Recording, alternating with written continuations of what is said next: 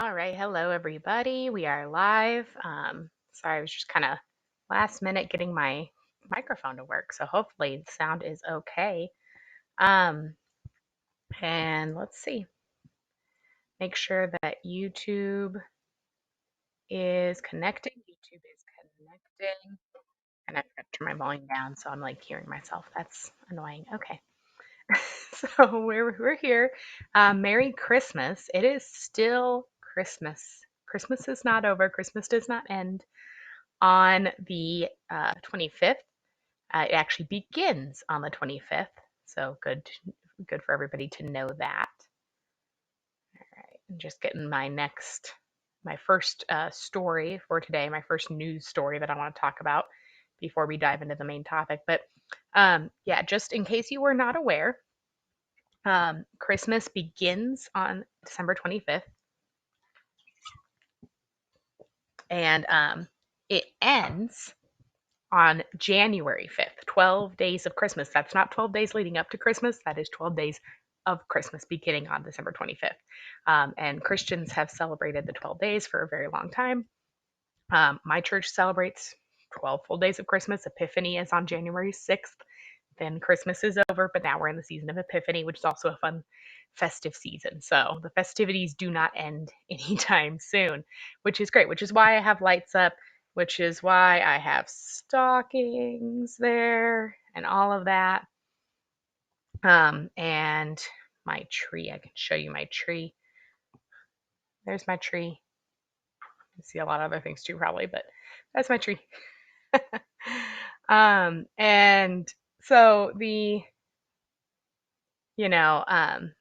festivities have not ended, they've just begun, and we are still celebrating. So you'll notice on my Tumblr blog that I have a post scheduled for 10 a.m. each morning of Christmas, um, wishing you a merry whatever day of Christmas it is. So today, merry second day of Christmas, and throwing in some feast days.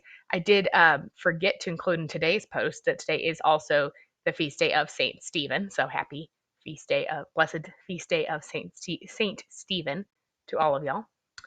Um, but anyway, and that's the whole on the good King Wenceslas looked down on the feast of Stephen. That would be today. So that's about this. So it's not Christmas is not over. All right. Anyway, before I jumped in, because I said I was going to talk about the March for Life, and that is my primary topic for today, I do want to talk about this story. So, um, single mother of six was on welfare before building a successful business, and then Michigan's lockdown is ending her business. She's facing closure because of Michigan's lockdowns, because she is fighting back. She is staying open and is being fined $1,000 per day that she keeps her business open in defiance of lockdown orders. So we all know how terrible Governor Whitmer is in Michigan and how awful her orders are and how bad it's been for businesses. And here's somebody, I know there's other businesses too that are doing this, but this one, I really want to emphasize this business because this is somebody who, not only is it a local family owned business, but this is a woman who is really trying to provide for herself. I think there's a lot of, even in the conservative movement, there's a lot of kind of, I think, especially in the conservative movement, sadly, there's a lot of kind of looking down on people who are on welfare with the assumption that, oh, they just don't want to work, or whatever, they're just using whatever situation they're in to get money from the government, they just want free stuff. And this does not seem to be the case with this woman, because she was in a difficult situation. She was dependent on the government. She didn't want to stay that way, so she built a business. She found a way to provide for herself and her children. Um, and she was finally successful. Like, she got to a point where she was no longer dependent on the government. She was independent, she was successful. This is what, in theory, the welfare system is supposed to be. I mean, I would say probably we need to transition it back to charities and community-based organizations instead of the government. But the whole concept of social welfare is based on the idea that, you have, you know, people who are in need of help, they're in a difficult situation, and you say, hey, let's get you back on your feet. Let's get you to a point where you can start to rebuild your life. And so this is on the Blaze, and I didn't link it in the description, but it should be pretty easy to find if you look for it's Cafe Rosetta, and I have a link to the restaurant itself in the description. But if you look up Cafe Rosetta, Michigan, you know, lockdown, anything like that, this will come up. But it's the Blaze, and they have a good article on it. And so they talk about they have an attorney. She's got an attorney who's representing some other Michigan businesses, and all of this. And she's trying to, keep things going. And it's kind of a bakery restaurant. And she's trying to kind of keep everything running. And what I love the most about this business, because she says she's performing the common sense safety measures, which is really, we're so tired of that, like common sense safety measures. But here's the thing. So they're wearing gloves, which wearing gloves is fine, like especially in food service, like, people, food service gloves and stuff like that, cleaning in between serving customers and enforcing social distancing measures. So having, I guess partial capacity or having little dots on the floor. Sure, whatever. But because of health issues, she cannot wear a mask and she does not force her employees or her customers to do so. And I love this because, as somebody, and I've talked about this on my blog before, I have a health condition that makes it difficult for me to wear a mask. Like I can wear it for a short period of time, but any lengthy period of time, and I start to get dizzy, lightheaded, and I can actually pass out.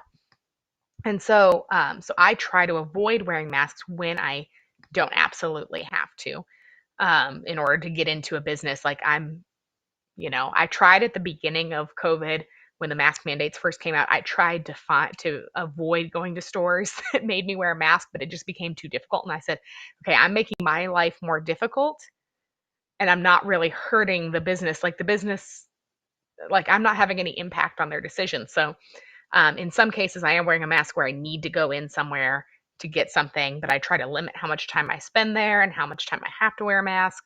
And any place that doesn't make me wear a mask, I'm not going to wear it. So, um, because it is something where I could pass out, it could be dangerous for me. It's bad for my health. And even if I don't pass out, just getting to that point of being dizzy and lightheaded, it takes me sometimes hours to fully recover from that, where I'm just kind of out of commission the rest of the day. I'm like drained and exhausted the rest of the day from that 30 minutes of wearing a mask. So I really, really try to avoid wearing it as much as possible.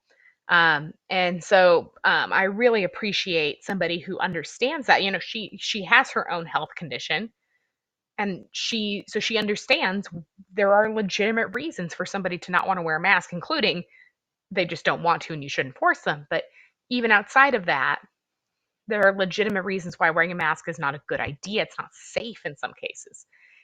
So I appreciate her for doing that. So if you're in Michigan and you live in this area, and it's Calumet, and it's Houghton, I'm saying that wrong, Houghton County, Michigan.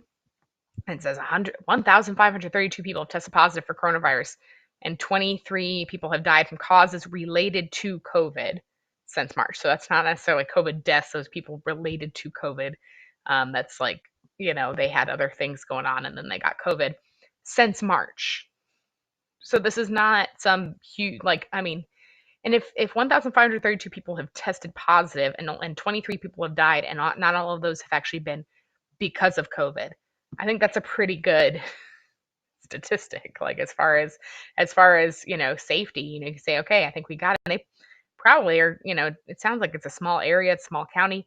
There are probably more people who've got, would have tested positive but just didn't test because I know, like, I don't know. Anyway, they probably got herd immunity or whatever by now. So um, this is really, it's really important that this business stays open. So because of that, if you live in this area, please, please go and patronize this business. Here is their website, Cafe Rosetta, and it has their menu.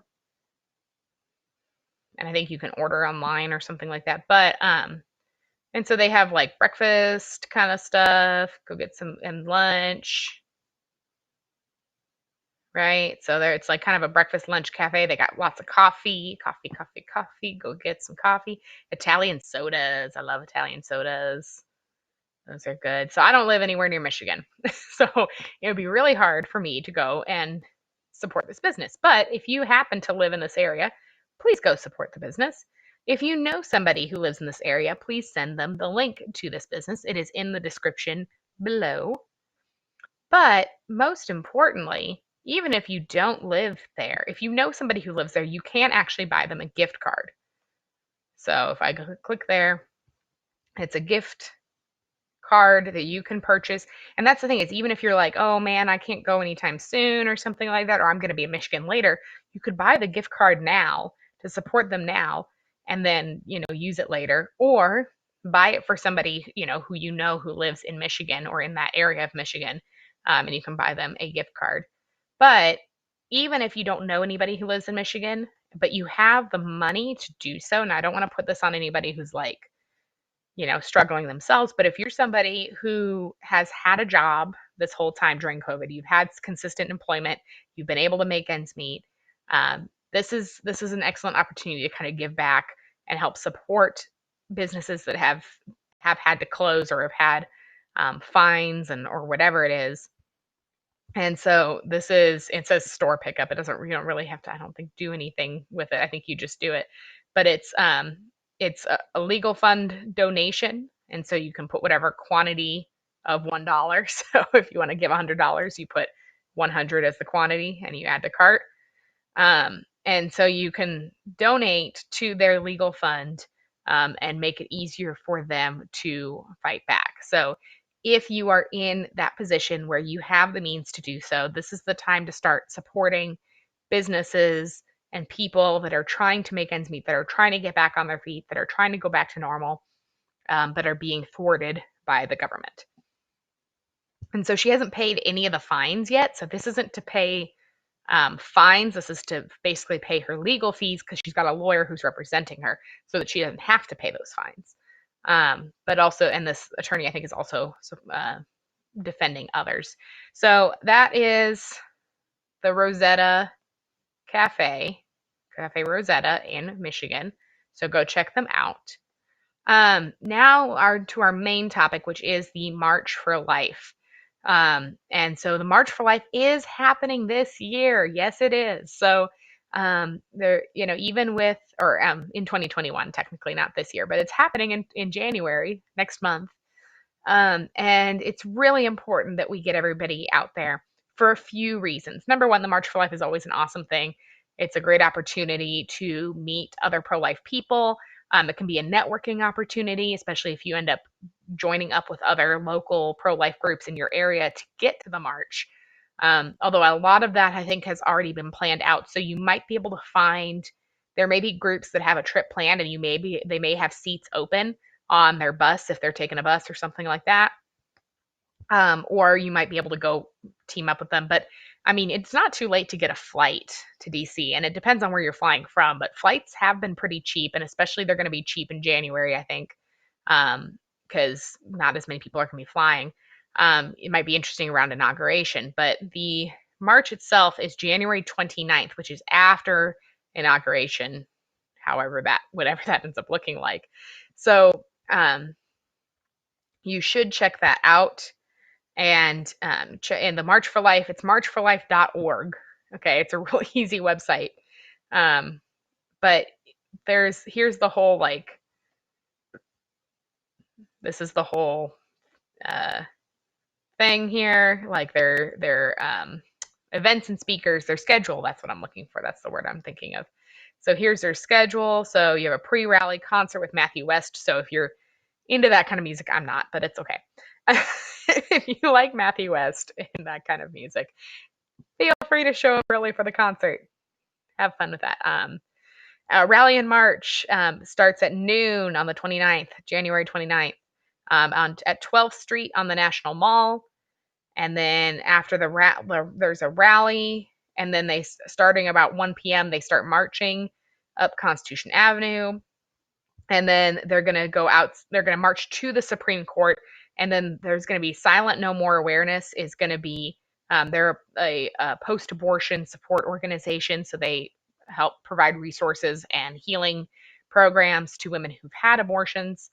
But they traditionally do this where they have testimonies outside the U.S. Supreme Court from women who have had abortions and regret them, basically saying, "Hey, we don't need this anymore. We don't want this anymore." There's going to be a virtual Rose Dinner Gala.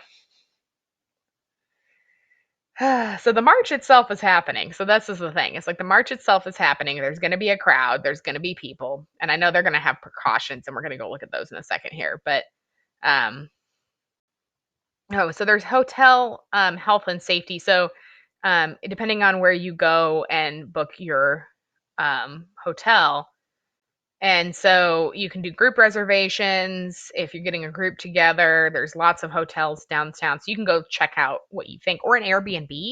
The Airbnb option is good because um, potentially you can whatchamacallit. So potentially, if you do an Airbnb, a lot of Airbnbs have private entrance or like where you don't have to actually interact with anybody to enter your room, which means that you won't have to wear a mask, or they won't ask you to, or if you're concerned about COVID, you're come into less contact with people. Meanwhile, the hotels I'm sure are cleaning very thoroughly, but that's also the reason why I would go to an Airbnb if I was doing this. And just because I don't want to have to wear a mask, and those some of those harsh chemicals, I don't know. But you find a hotel, you get a flight, or you get on a bus with people, whatever it is, whatever that may be. That's all great. That's all good and great and everything. But COVID precautions, here we go. So, March for Life on January 9th, 29th, 2021. The COVID pandemic is an unprecedented situation. I hate that. Blah, blah, blah, which we are monitoring closely. And so there are going to be some state guidelines regarding travel and quarantine. So if your state has travel and quarantine guidelines, make sure you know what those are. Whatever. Mask or face covering. So they are asking people to wear masks. Now, I think that they're not going to be able to enforce that. And they will be Knights of Columbus is going to distribute masks. So yeah. If you are going to the DC March and you're like me and masks don't work for you, first of all, say you have a medical exemption. I'm sure most people will. I'm sure even the Knights of Columbus will understand that. They'll be understanding.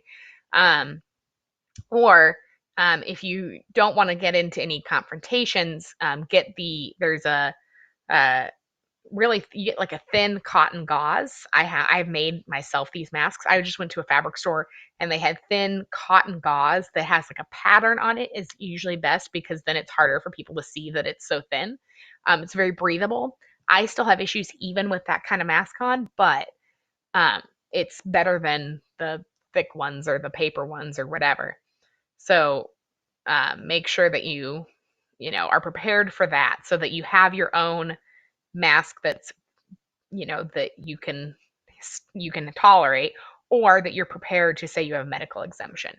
Now, according to HIPAA, they can't make you tell them what the medical exemption is, and I have a feeling there's going to be people who show up not wearing masks and who refuse to wear masks. I don't think you're going to be the only one, because they're saying this, but I just really think that they're not going to be able to actually enforce that. They're saying it so that they don't get in trouble, is what I think is happening here. So they're saying like bring hand sanitizer, stay home if you have COVID, blah blah blah, and encouraged to bring your own water and food for the day of the march, and all that kind of stuff. But so they are going to be a little bit like this, but I honestly think it's for show, and I think that once you actually get there, if you don't wear a mask, I think you'll be fine. Just avoid. Normally, I would not say avoid Knights of Columbus, but if they're going to be going around handing out masks, avoid the Knights of Columbus. Love them, love Knights of Columbus. They do some awesome stuff for the pro life movement. But anyway, so there's some speakers. There's some virtual speakers. So Tim Tebow virtually, but some other speakers who are going to talk at the thing at the rally, so those are cool. But the reason why I really want to emphasize going is because number one, because of COVID, this whole anytime you can get large groups of people together is impressive, right? So when normally, the March for Life, it's great, and the here's the thing. This is what this just popped into my head. So every single year, the media underestimates, like grossly underestimates the number of people at the March for Life. Every single year, without fail. They underestimate the number of people or they try to minimize it. They'll use confusing language like scores of thousands. That was a fun one. Scores of thousands. I'm like, what does that mean? Because like a score, I think it's 20 or 40,000 or score is like 20 or 40 or whatever it is. And so scores of thousands, like how many scores, and it was hundreds of thousands really that year because I was at the march that year that I saw that headline. But it's, they always underestimate. But what I think is interesting is they may actually cover the real number because it's going to be seen as a super spreader event. There's going to be a large gathering of people, may or may not be wearing masks, at the March for Life. And even if they're not wearing masks, or even if they're wearing masks, they're going to be close together. The media may actually have to cover it this year. Gasp. And they may have to be like, oh my goodness, there were hundreds of thousands of people. It's a super spreader event. So that's one reason. Another reason is that regardless of what happens with the election in January 6th and everything like that, we're going into, a new the chances I think at this point of Trump remaining president are slim, and there may be some craziness that goes along with that, but I think it's slim right now unless something really, really major changes. And I know there's people who are saying, hey, there's this major thing is going to change. Major stuff's gonna happen, and I hope, I would love to see that, or like at least love to not see Biden be president. But right now, that's what it's looking like. And so, if we're going into a Biden administration, it's really important for the Biden administration to understand that they do not have a mandate from the people regarding abortion. So that, normally when you talk about an election, you talk about having a mandate that basically saying that by voting for you, the people have said that they wanted this, this, and this. And usually it's the stuff that you ran on.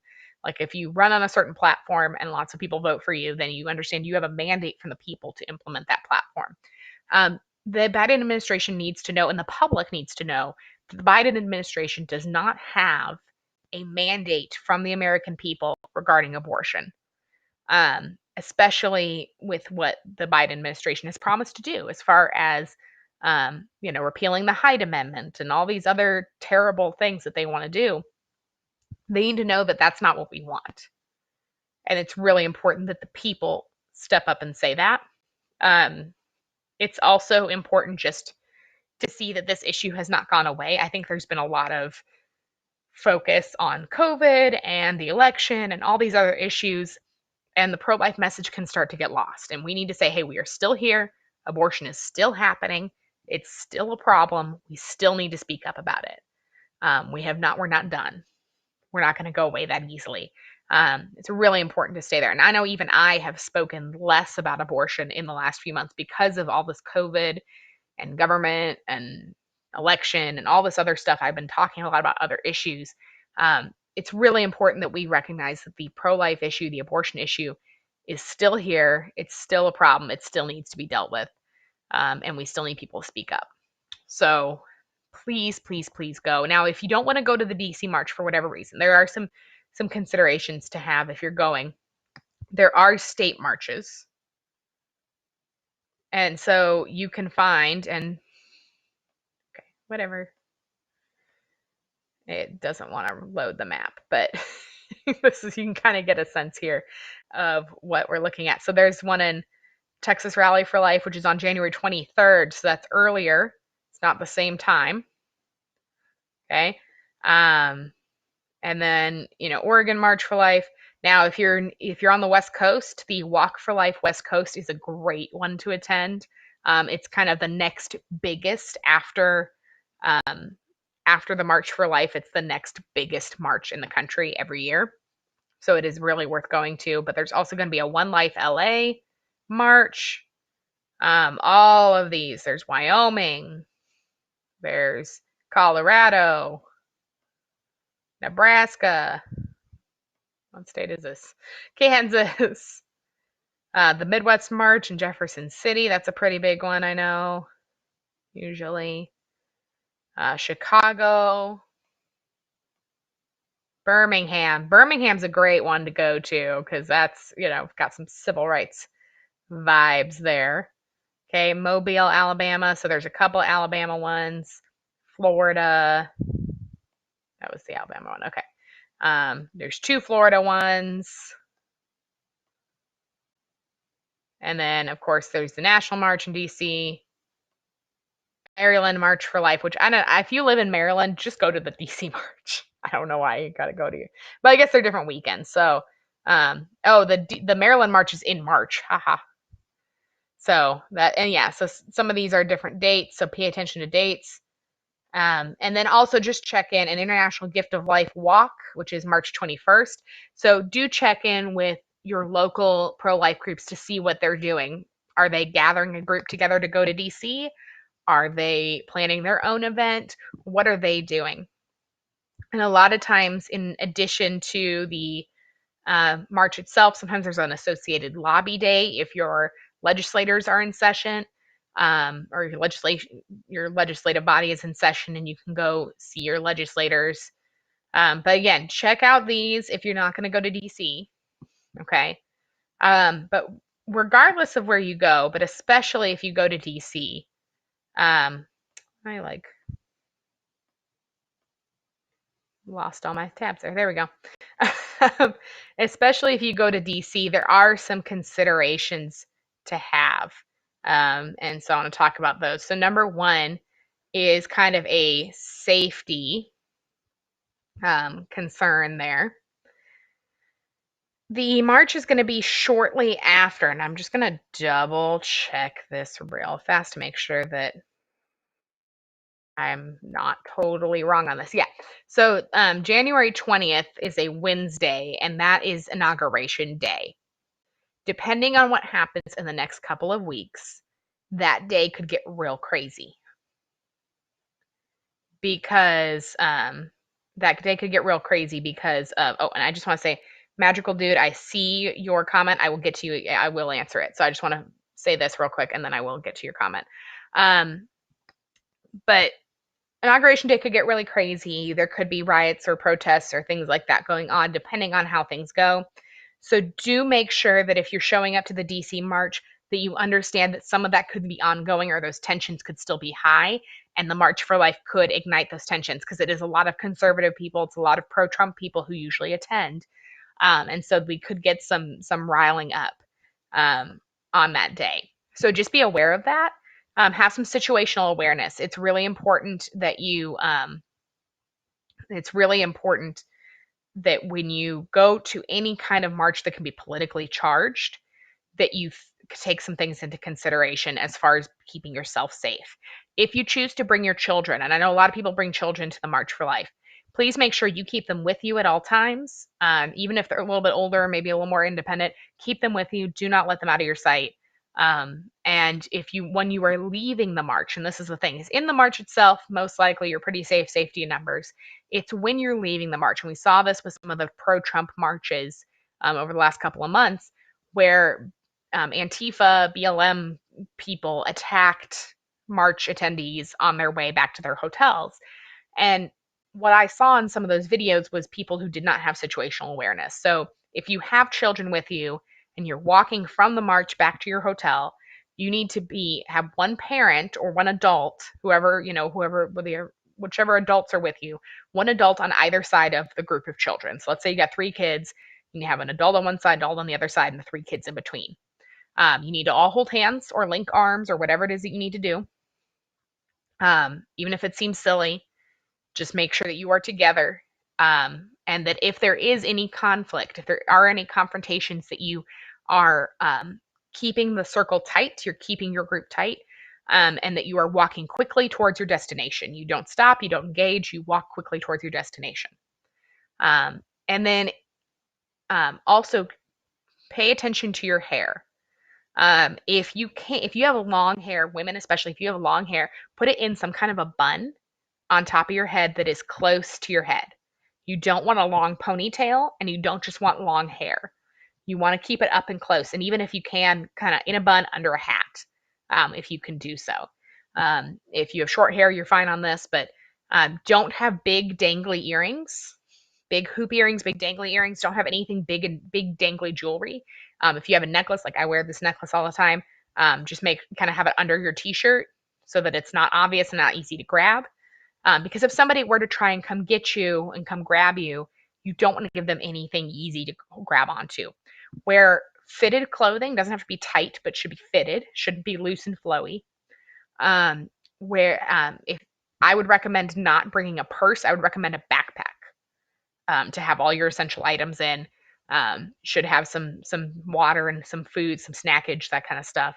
But don't have a purse because you don't want like a purse dangling from your arm again that could be grabbed by somebody because we saw this happen.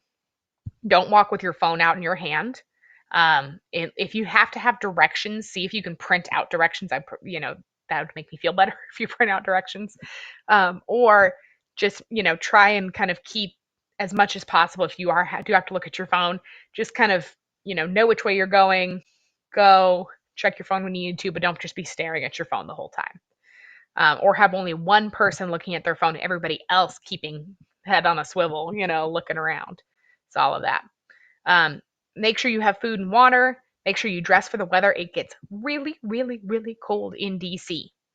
And some of this applies to other state marches as well, because we don't know what the political climate is like. And if you happen to be in a very politically charged state, especially a battleground or swing state, um, just be aware of that, of all those things as far as situational awareness and keeping yourself prepared. And if you're able to, if you're a concealed carry holder, if you conceal carry and you're trained and you're ready to do that, and you're able to do so where you are, do so.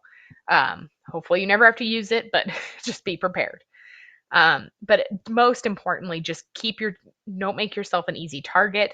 Don't give somebody something to grab onto if they decided to go after you, and keep your children close. And of course, just be aware of your surroundings. Don't just be like sitting there walking and talking with your family and laughing and whatever and not paying attention to who's behind you. Because we saw at the Trump marches, when BLM people they attacked stragglers, people walking by themselves or with small groups, and they attacked from behind. They followed a group and then attacked. So make sure that you're aware of that. So I just wanted to make sure people know those things. I will be attending the Texas Rally for Life, and let me go ahead and share that real quick. The Texas Rally for Life on the 23rd, and I'll be attending with a group from my church. So if you if we talk on Tumblr, or if we're mutuals, or I know who you are, feel free to reach out to me if you're going to be here, if you're going to be at the rally, and let me know, and we can try and meet up. But just let me know through Tumblr if that's the case. But and then they have the stuff for the national. And the Texas Rally for Life, as far as I know, doesn't have anything about wearing masks, and I have no intention of wearing a mask. So there's parking information, there's all kinds of stuff like that if you need more information, but it's pretty simple. 1 p.m. to 4 p.m. at the Texas Capitol. Again, check out the parking information. And then there's the march is at 1, the rally is 2 to 3, and the pro-life expo is 3 to 4. That's a really great place to find pro-life organizations in your area and all of that. Okay, so that's what I wanted to say about that. Again, kind of the primary reasons to go to the march. We need to have the numbers. This might be the first time the media actually reports on the numbers, because they'll see it as a super spreader event. So, but if nothing else, we get the numbers. The Biden administration needs to know that they do not have a mandate from us to repeal the Hyde Amendment or any of that kind of stuff. That we want to protect life, we want to abolish abortion, and they they do have to pay attention to us. They can't ignore us. And also, just because it's going to be crazy politically, and tensions are going to be high, just make sure that you know, like that we're showing up and we're saying, hey, the pro-life people are still here. We still want to be part of the conversation. We're not going away. We're not intimidated, right? So all of that to say, please go. Okay. I do want to talk about Magical Dude's question. Magical Dude 17 says, how would you respond when a pro-choice person says aborting a fetus is the same as shooting a rapist? And so I've heard variations of that. I don't know if I've heard it in those exact words, but I definitely have heard the comparison of abortion as self-defense. And Equal Rights Institute has a really great long form video on the abortion as self-defense argument. And that's essentially what they're making. They're saying, if somebody was trying to sexually assault you, if somebody was trying to hurt you, you would have the right to defend yourself, correct? Like, and I would say yes, absolutely, you have the right to defend yourself if somebody is trying to attack you, whether it's whatever their intention is. If they're attacking you, I would say, yeah, you have the right to defend yourself. Um, but the flaw in their argument is they equate aborting a fetus to shooting rapists. They're equating the fetus, the preborn human being, the tiny helpless human being that they would often also say is a clump of cells. So, I would be interested to know if they consider a clump of cells to be the same. I don't know. But anyway, you have a helpless human being, child, a tiny child that has no ability to attack, has no ability to be an aggressor, being compared to somebody who is absolutely an aggressor. So there are different ways to respond to this, but when we talk about self-defense, we're talking about defending yourself from an aggressor. We're talking about somebody is coming at you with the intent to harm you in some way.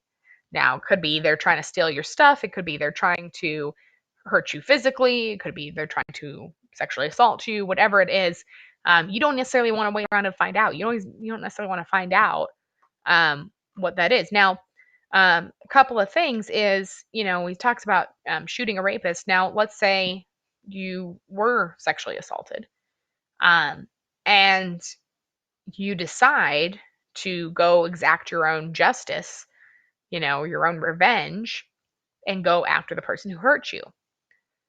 We would not necessarily, I mean, we would understand the motivation behind that, but we wouldn't necessarily support that. That's vigilante justice, and we would want that person to stand trial, have evidence presented against them, be convicted, and be sentenced, right, in accordance with the Constitution, in accordance with the law.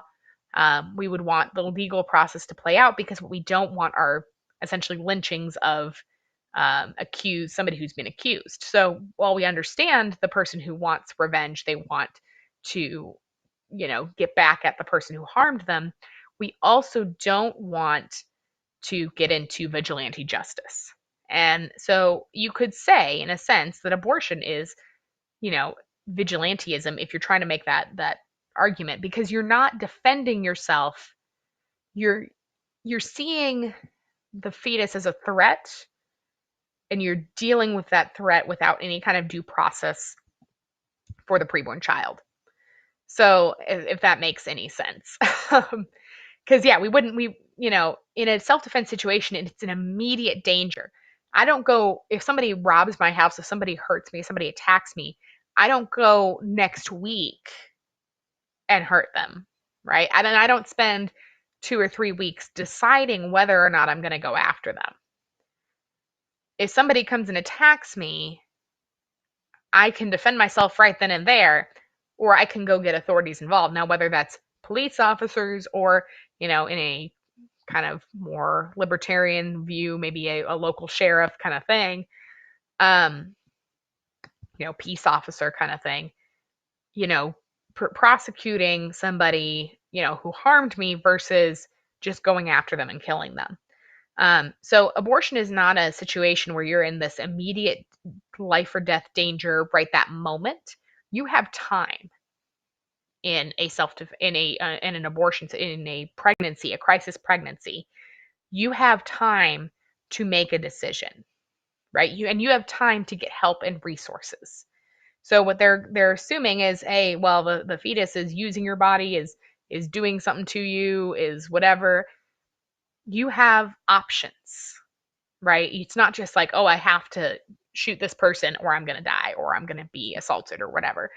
You have time to go research and go to a doctor and check on, your health and the health of the baby and all of that. Um, and it's not this urgent in the moment situation where you have to defend yourself. So that would be one difference that I would see between those situations. But the biggest one I think is the fact that it is a helpless child versus an aggressor. The fetus cannot be an aggressor. It is not a person who's choosing to go after you to take you out, to assault you, to whatever. The fetus is living in the only environment where it can survive. Fetus is doing the only thing a human fetus can do. It the fetus is growing, developing, and living, existing in the mother's womb. The fetus has no choice. The fetus has nowhere else to go. So it's not something where somebody had chose to aggress against you. They made the choice to be an aggressor and they forfeited, their rights in that sense because they chose to aggress against you and now you have the right to defend yourself. This is a human being that is just existing. And even to take it a step further outside of the, when I say like, well, they're just sitting there, they're just developing, they're just doing what they do, we wouldn't see that. Another analogy that I like to use, it's a variation of the cabin in the blizzard that Equal Rights Institute has used in the past, and I know they've tweaked their argument in the last few years, but the version that I like to tell is, imagine that you're in a cabin in a blizzard, you're completely snowed in. The blizzard is raging outside. But you're a prepper. You have some food, you have some supplies. You're going to be okay, right? You're going to survive this blizzard. You're going to come out the other side of it and you're going to be all right. Then, in the middle of the night, you hear a crash. You go out to the living room, probably armed with your shotgun, right? Like you got your shotgun because you're prepared. And you come out to the living room and your window is broken. Your window's broken and there's snow and cold air rushing in. And there's broken glass everywhere. And on the floor, cut and bloodied, is a child. Let's say 5 years old. And you can see that the snow is like up to your window. So you got your windows maybe, up high or whatever. The snow is right up at that window level. So what happened is there was a small child that somehow got out, got lost, got separated from their family, and they're wandering in the blizzard, somehow still alive. And they're bundled up, whatever. But they're looking for anything, and they see your house, and they see your window, and they see the light from your fire. They see the glow, and they find a rock or something, and they smash your window, and they get in because they're desperate. They're alone, they're scared, and they're about to freeze to death. And what do? Do you point the gun at the 5-year-old and shoot them? I don't think so. I mean, I don't think we would, if we were watching a disaster movie and we saw somebody do that, I don't think we would sympathize with that character. We would be horrified by that. Now, this is a 5-year-old child who chose to break into your home, who chose to break your window and put you at risk. Because by breaking that window, you lost a lot of heat. You now have to find a way to cover up or board up that window. Hopefully you have lumber and supplies on hand just for this kind of scenario. But you have to board up your window. And now you've got this freezing, hurt, hungry child. It's this inherently needy child that needs care and needs support. Now, you could argue about how much support you need to give the child. Do you need to just basically shelter them? Are you obligated to share your food with them? But what you would not argue is that you should either put them out in the snow or shoot them. I don't know anybody who would be okay with either of those scenarios in the case of the 5-year-old child. Now, you're able to feed the child. You have enough supplies. It's not a matter of, oh, it's me or the child. And this, of course, is not a perfect analogy because then we got to get into like, well, how do community-based organizations help? It's not like you have to do this alone, right? So in that case, pregnancy is better than this situation because you're not confined to your home and you're not cut off from society. You can get help. You just can't offload the child to somebody else yet. And that's the key thing here is in pregnancy, you have this inherently needy child, and you cannot put that child in somebody else's care yet, but you will be able to. So if the child continues to grow and develop, you will be able to give that child to somebody who can care for them.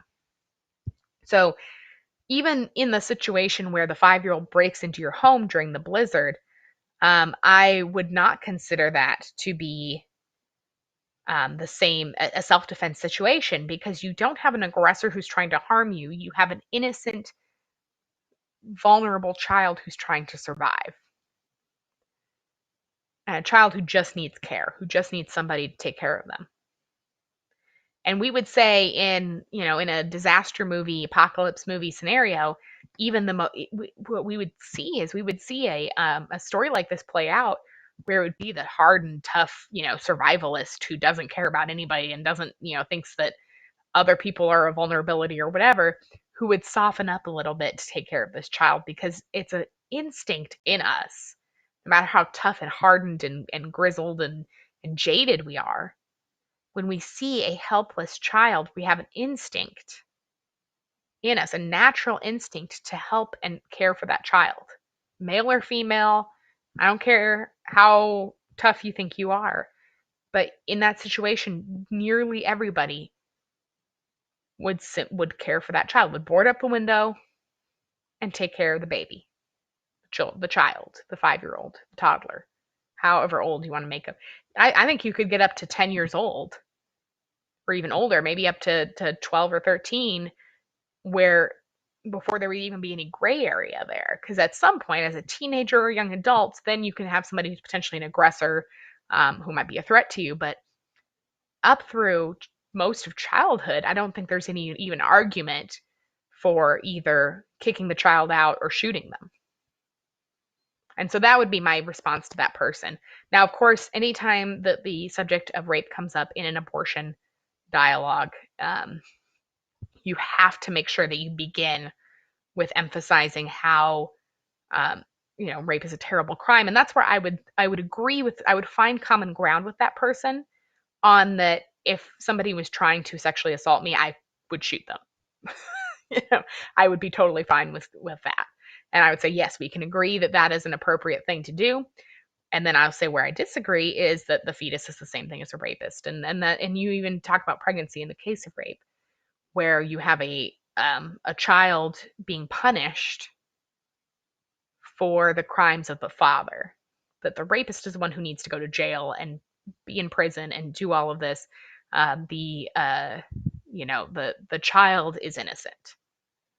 So I think making that distinction is important, and then maybe going into the analogy of the blizzard, that we have this natural instinct to protect an inherently needy child. And then the child is not culpable and should not be punished for any actions. The child hasn't made any decisions, hasn't made any actions. And we wouldn't even blame necessarily the 5-year-old who breaks a window out of desperation. We wouldn't find them culpable because they were acting out of that desperation. And they weren't trying to harm anybody. They were just trying to get to warmth. And that's the child who's making a decision, who's taking an action. We wouldn't find them culpable. Nor should we find an aborted or a preborn child culpable for existing in the place where they're not wanted. Instead, we should be supporting that child, bringing that child to term, and then potentially placing that child for adoption if the birth mother is not able or willing to care for that child. But if at all possible, helping her, empowering her so that she can care for her child in the way that makes the most sense and doesn't harm the child. So I hope that answered your question. I know it's a little bit rambling, but I hope that was helpful. Yeah, please let me know if you have any other questions. Got probably another 10 minutes before I got to get going, but and I could probably get going sooner than that. But if there's any other questions, I can answer those now. And again, just make sure that you are attending a pro-life event, whether it's the DC March for Life or the Texas Rally for Life or your other local state march or rally for life, because those are important events and we need to make sure that those keep going. And again, Merry Christmas to everybody. I hope y'all have a wonderful rest of the Christmas season, lasting again until January 5th. The 28th, coming up in 2 days, is the Feast of the Holy Innocents and Martyrs, where we remember the children that were killed by King Herod or by King Herod's army because he was trying to go after Jesus. Jesus and his Joseph and Mary had taken Jesus to Egypt at that point. So Jesus was safe, but many other young baby boys were killed anyone under the age of 2. And so we commemorate that, and that those martyrs, those who died even without knowing it, who died for Jesus. So it's a great opportunity because we talk about a government coming in and killing young children. It's an opportunity to connect that event to the abortion issue. And I've seen a lot of pastors do that. So it's a great day to pray for any mothers who have lost their children, regardless of who they've lost their children to, or how they've lost their children. I guess that makes more sense. Whether it's through illness, through accidents, through miscarriage, stillbirth, and even abortion, whatever the case may be. So it's a great day to pray for those mothers. And if you have someone in your life who has been through that situation, just to maybe check in on them. You don't necessarily want to bring up trauma, but just check and see how they're doing. How can you help them? How can you care for them? Not necessarily making a big deal out of it so that they're like, what are you talking about? But just, even just send them something nice, something just to make them smile that day. Because it's a day that we remember mothers in Bethlehem and that area and the surrounding area that were whose children were ripped from them.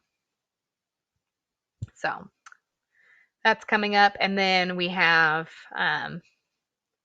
other feast days and events that are coming up. I have some of them in my scheduled posts for this week, and then so next Saturday.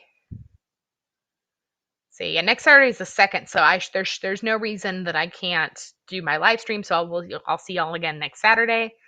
And yeah, I think we didn't really miss a beat here. The only time I've missed a live stream recently has been right after Thanksgiving. Everything else, I think we've been consistent here, so we'll continue to be consistent. I'll continue to do 12:30 p.m. Central Time on Saturdays. Again, always feel free to bring your questions. I appreciated getting to answer this one. Even if I've got other stuff planned as a topic for the video, I definitely don't mind breaking away from that and spending some time answering a question, including apologetics or whatever else you may have. All right.